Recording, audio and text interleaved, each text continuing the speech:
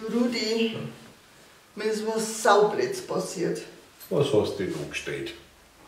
Ja, da waren auf einmal so Steine. Und jetzt haben wir ein Loch in der Windschutzscheibe. Ja, ich weiß auch nicht, wie ich das so sagen soll. Ja, sag halt einfach, Storschlag, die hat so ein paar Steine in die Scheiben reingeschreddert. Nein, nicht ganz.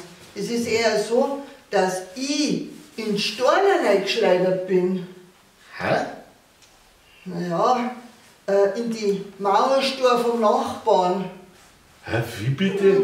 Die Mauer ist ja höchstens einen halben Meter hoch, da kommst du mit der Windschutzscheibe überhaupt nicht hin. Ja, wenn das Auto liegt noch schon.